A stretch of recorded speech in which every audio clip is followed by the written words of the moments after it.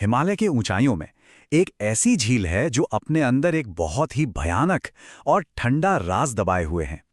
आज हम बात करने वाले हैं रूपकुंड झील की, एक ऐसी अनसुलझी कहानी की जो आज भी लोगों के रोंगटे खड़े कर देती है।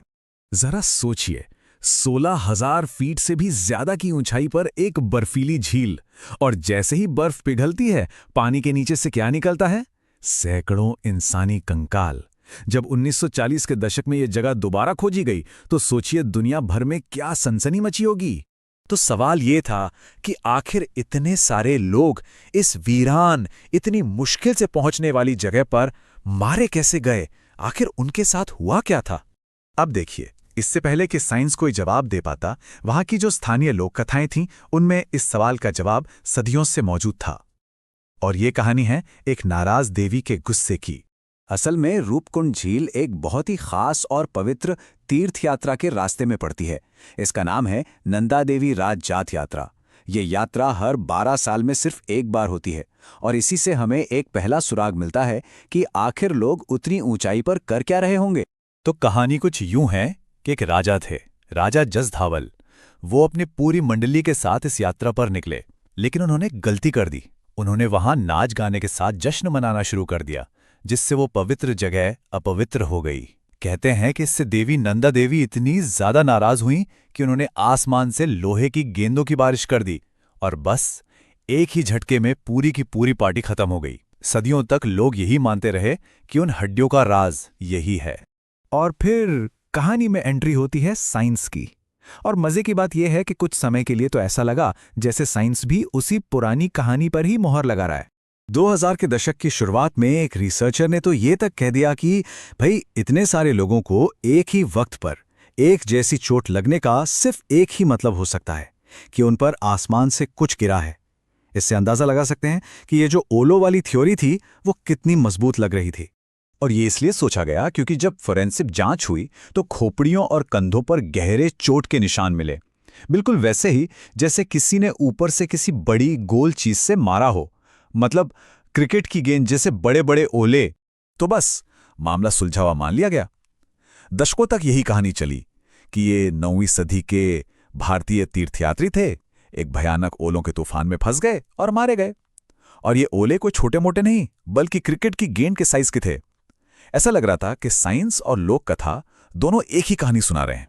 दशकों तक यही कहानी सच मानी जाती रही, पर फिर उन हड्डियों ने खुद बोलना शुरू कर दिया।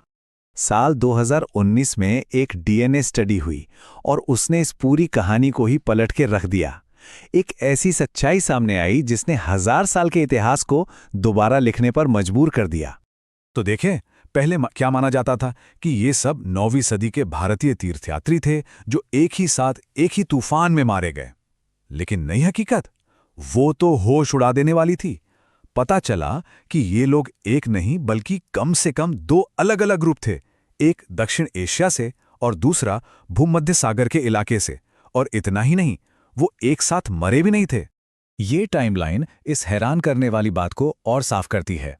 सोचिए, लगभग 800 ईस्वी में दक्षिण एशियाई लोगों का एक ग्रुप उस झील पर मरता है, और फिर ठीक उसी जगह पर करीब 1000 साल बाद 1800 ईस्वी के आसपास भूमध्य सागर के इलाके से आया एक और ग्रुप मर जाता है। 1000 साल का गैप, ये कैसे हो सकता है? और यहीं से एक नई और भी ज्यादा उलझी हुई पहेली सामने आती है, ये भूमध्य सागरीय कनेक्शन।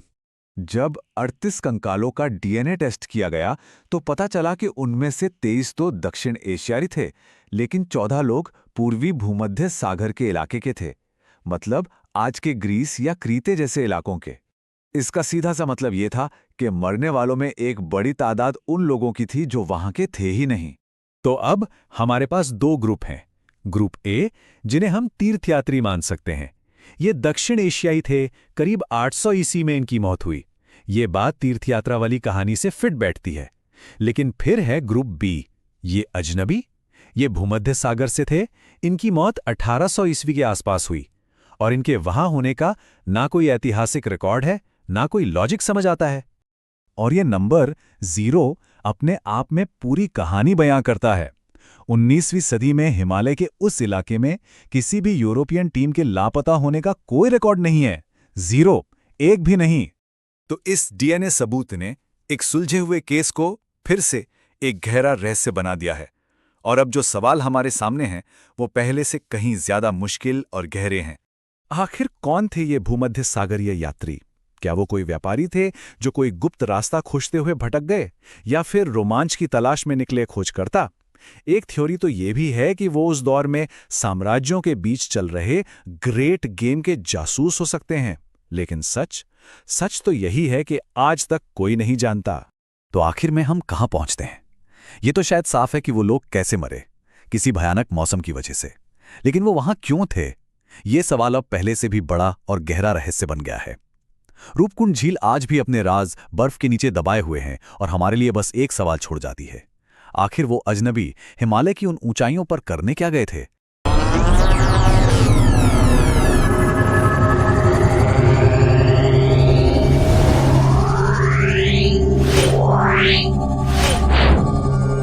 Yeah.